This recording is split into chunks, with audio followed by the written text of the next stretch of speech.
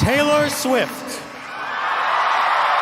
Blazing singer-songwriter, producer, director, actress, pioneering and influential advocate for artists' rights, and philanthropist, you have brought joy and resolve to your hundreds of millions of fans throughout the world. One of the best-selling music artists in history, you have crossed genres, demographics, age groups, and borders of all kinds to touch lives around the globe. With 9 original studio albums, 2 re-recorded studio albums, 5 extended plays, 3 live albums, and 14 compilations, you have sold well over 100 million album units, earning awards and honors in every category. You have used the remarkable platform you earned to galvanize support for the Equality Act, to prevent discrimination on the basis of sexual orientation and gender identity. And you have spoken out, and you have supported initiatives to protect women and girls from harassment and sexual assault. You have donated significantly to victims of floods and tornadoes, for cancer research, literacy programs for children, and public education. You have fearlessly challenged the exploitation of music artists and successfully championed their right to be compensated for their work.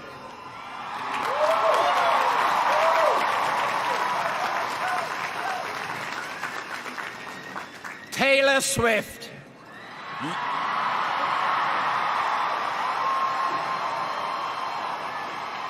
You are a role model across the world for your unprecedented talent and accomplishment, your fierce advocacy for protection of those facing discrimination, and your commitment to speaking out forcefully, eloquently, and effectively on behalf of all artists. By virtue of the authority vested in me, I am pleased to confer upon you the degree of Doctor of Fine Arts, honoris causa.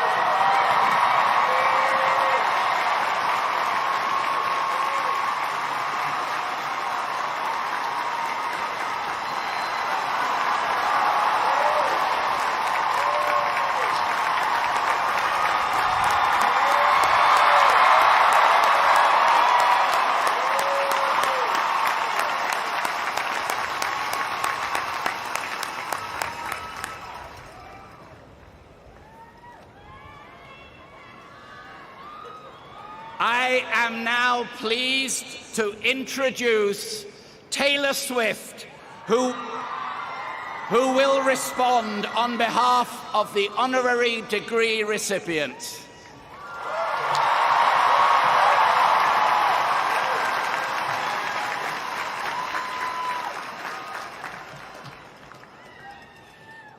Hi, I'm Taylor.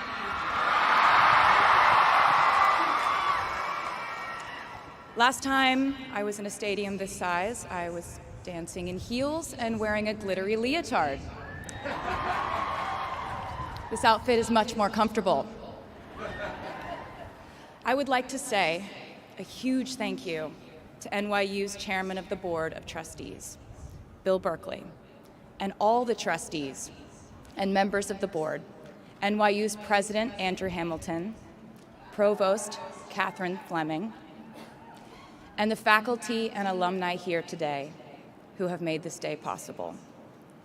I feel so proud to share this day with my fellow honorees, Susan Hockfield and Felix Matos Rodriguez, who humble me with the ways they improve our world with their work.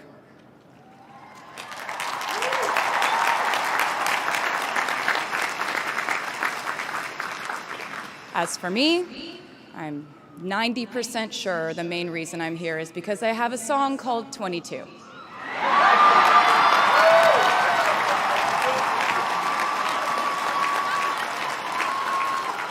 And let me just say, I am elated to be here with you today as we celebrate and graduate New York University's class of 2022.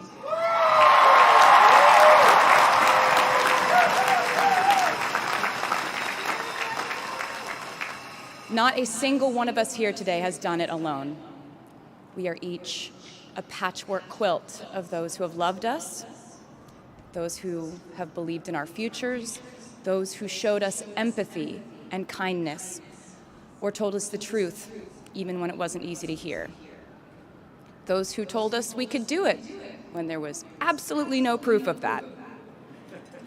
Someone read stories to you and taught you to dream and offered up some moral code of right and wrong for you to try and live by. Someone tried their best to explain every concept in this insanely complex world to the child that was you as you asked a bazillion questions like, how does the moon work? And why can we eat salad but not grass? And maybe they didn't do it perfectly. No one ever can. Maybe they aren't with us anymore. In that case, I hope you'll remember them today. If they are in this stadium, I hope you'll find your own way to express your gratitude for all the steps and missteps that have led us to this common destination.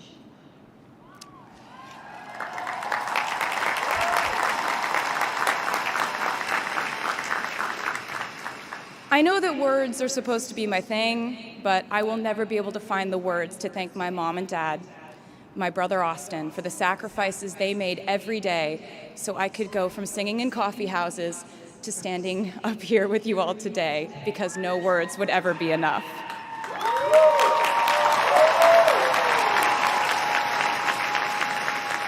To all the incredible parents, family members, mentors, teachers, allies, friends, and loved ones here today who have supported these students in their pursuit of educational enrichment, let me say to you now, welcome to New York. It's been waiting for you.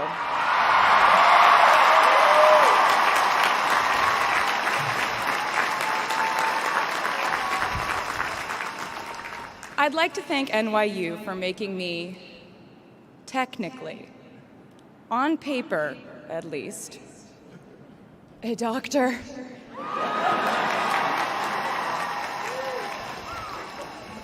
Not the type of doctor you would want around in case of an emergency.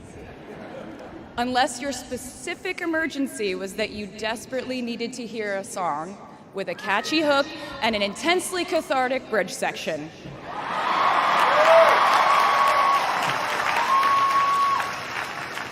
Or if your emergency was that you needed a person who can name over 50 breeds of cats in 1 minute. I never got to have a normal college experience, per se. I went to public high school until 10th grade, and then finished my education doing homeschool work on the floors of airport terminals. Then I went out on the road for radio tour, which sounds incredibly glamorous, but in reality, it consisted of a rental car, motels, and my mom and I pretending to have loud mother-daughter fights with each other during boarding so no one would want the empty seat between us on Southwest. As a kid, I always thought I would go away to college, imagining the posters I would hang on the wall of my freshman dorm. I even set the ending of my music video from my song Love Story at my fantasy imaginary college, where I meet a male model reading a book on the grass, and with one single glance, we realized we had been in love in our past lives. Which is exactly what you guys all experienced at some point in the last 4 years, right?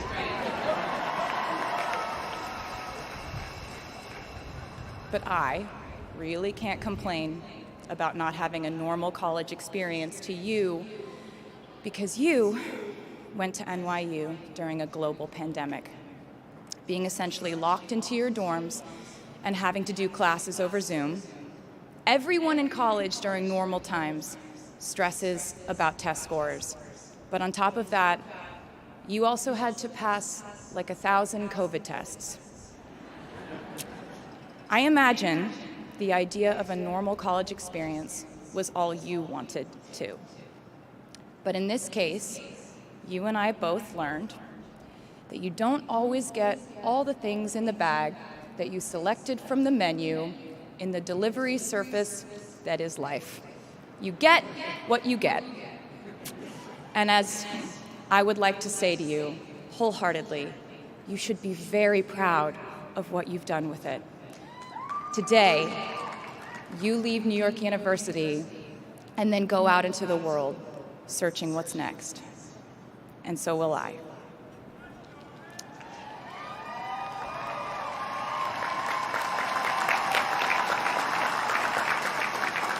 So as a rule, I try not to give anyone unsolicited advice unless they ask for it.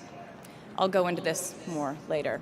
I guess I have been officially solicited in this situation to impart whatever wisdom I might have to tell you things that have helped me so far in my life. Please bear in mind that I in no way feel qualified to tell you what to do. You've worked and struggled and sacrificed and studied and dreamed your way here today. And so you know what you're doing. You'll do things differently than I did them and for different reasons. So I won't tell you what to do because no one likes that. I will, however, give you some life hacks I wish I knew when I was starting out my dreams of a career and navigating life, love, pressure, choices, shame, hope, and friendship. The first of which is, life can be heavy, especially if you try to carry it all at once. Part of growing up and moving into new chapters of your life is about catch and release. What I mean by that is knowing what things to keep and what things to release. You can't carry all things, all grudges, all updates on your ex, all enviable promotions your school bully got at the hedge fund his uncle started. Decide what is yours to hold and let the rest go. Oftentimes, the good things in your life are lighter anyway, so there's more room for them. One toxic relationship can outweigh so many wonderful, simple joys. You get to pick what your life has time and room for. Be discerning. Secondly, learn to live alongside cringe. No matter how hard you try to avoid being cringe, you will look back on your life and cringe retrospectively.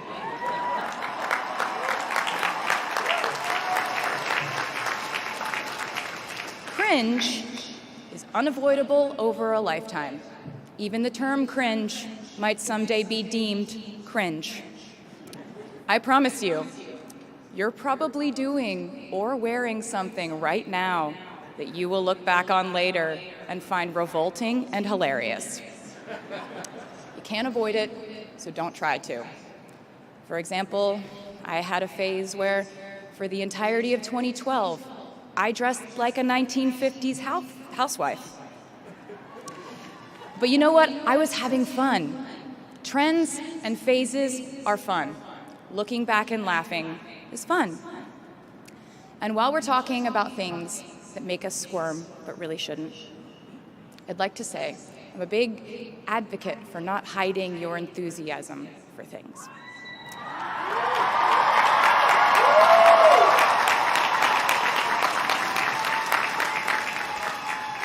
It seems to me that there is a false stigma around eagerness in our culture of unbothered ambivalence.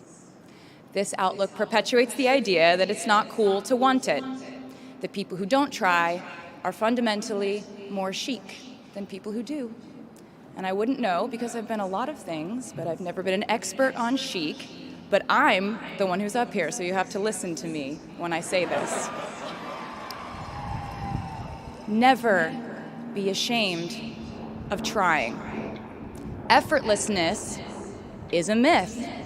The people who wanted it the least were the ones I wanted to date and be friends with in high school. The people who want it the most are the people I now hire to work for my company.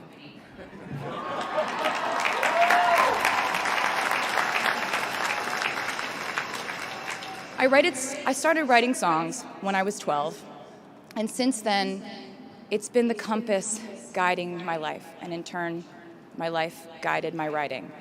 Everything I do is just an extension of my writing, whether it's directing videos or a short film, creating the visuals for a tour, or standing on a stage performing.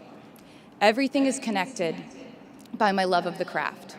The thrill of working through ideas and narrowing them down and polishing it all up in the end, editing, waking up in the middle of the night, throwing out the old idea because you just thought of a newer, better one, or a plot device that ties the whole thing together. There's a reason they call it a hook. Sometimes a string of words just ensnares me, and I can't focus on anything until it's been recorded or written down.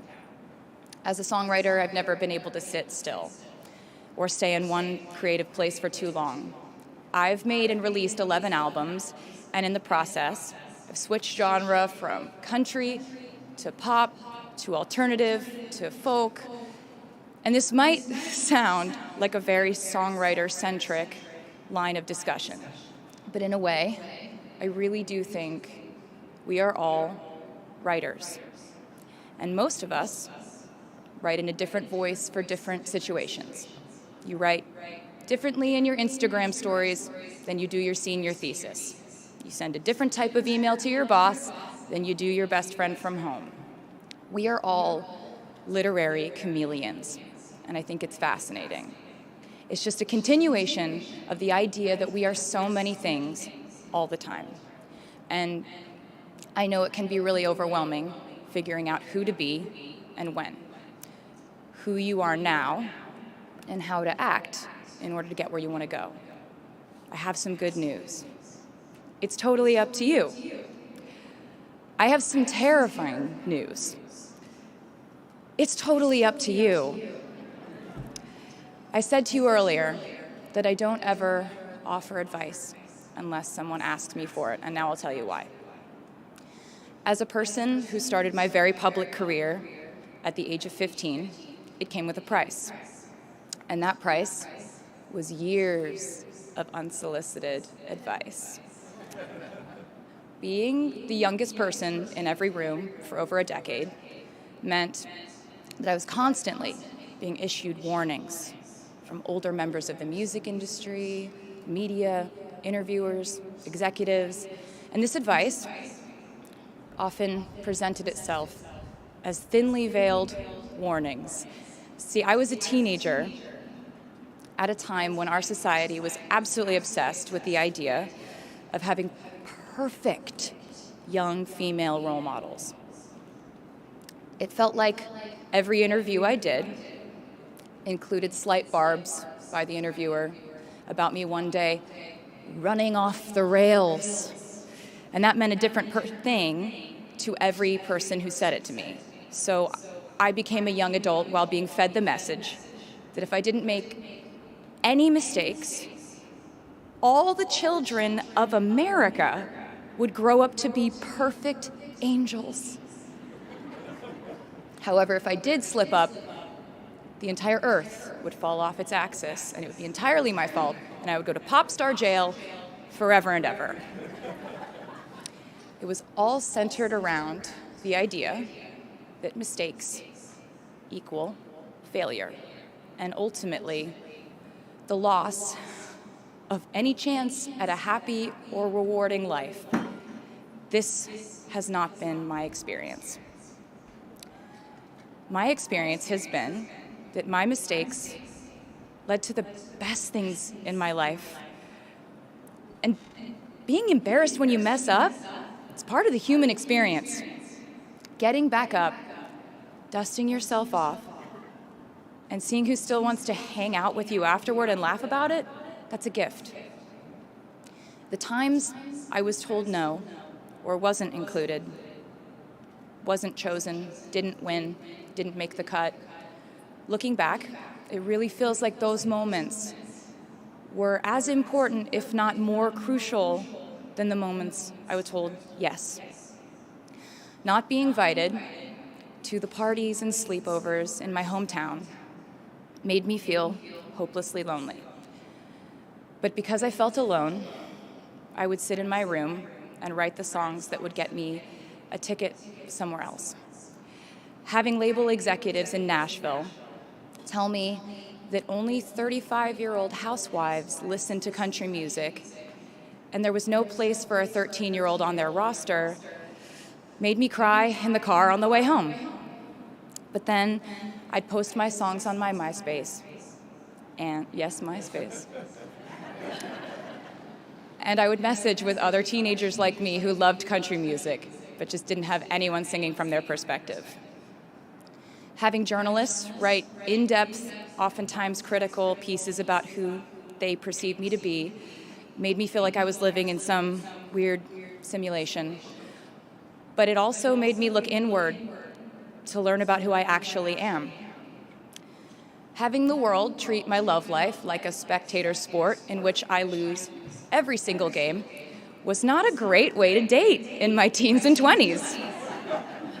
But it taught me to protect my private life fiercely. Being publicly humiliated over and over again at a young age was excruciatingly painful, but it forced me to devalue the ridiculous notion of minute-by-minute, ever-fluctuating social relevance and likability.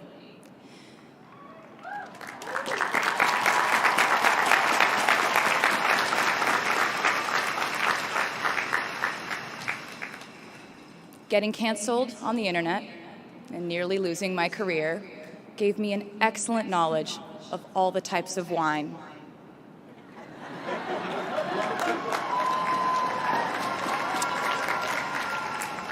I know I sound like a consummate optimist, but I'm really not. I lose perspective all the time. Sometimes everything just feels completely pointless. I know the pressure of living your life through the lens of perfectionism. And I know that I'm talking to a group of perfectionists because you are here today graduating from NYU.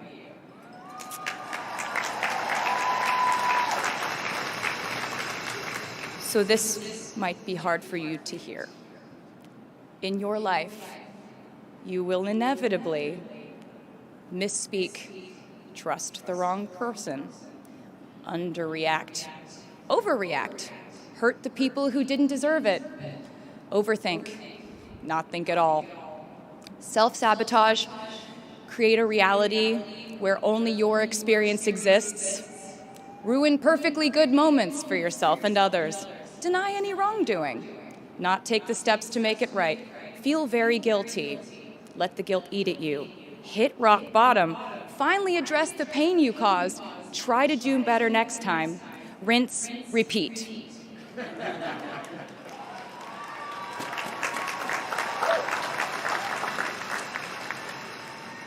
And I'm not going to lie. These mistakes will cause you to lose things. I'm trying to tell you that losing things doesn't just mean losing. A lot of the time, when we lose things, we gain things too. Now you leave the structure and framework of school and chart your own path. Every choice you make leads to the next choice, which leads to the next, and I know it's hard to know which path to take. There will be times in life where you need to stand up for yourself, times when the right thing is actually to back down and apologize, times when the right thing is to fight, times when the right thing is to turn and run, times to hold on with all you have. and times to let go with grace. Sometimes the right thing to do is to throw out the old schools of thought in the name of progress and reform. Sometimes the right thing to do is to sit and listen to the wisdom of those who have come before us. How will you know what the right choice is in these crucial moments? You won't. How do I give advice to this many people about their life choices? I won't. The scary news is you're on your own now. But the cool news is you're on your own now.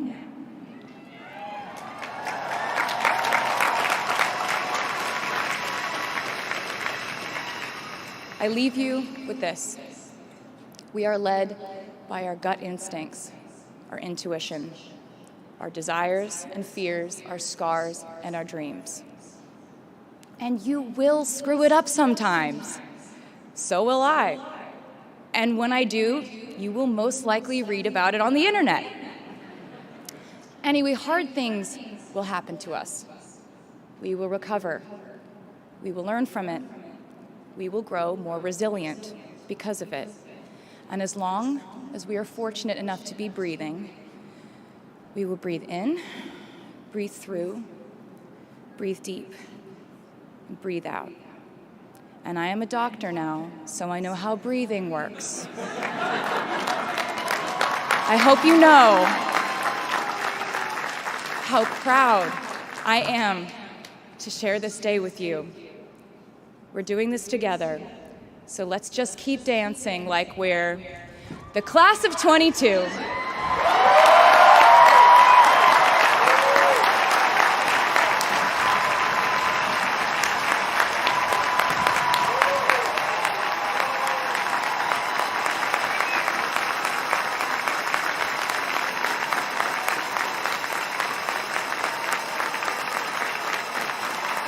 Please welcome the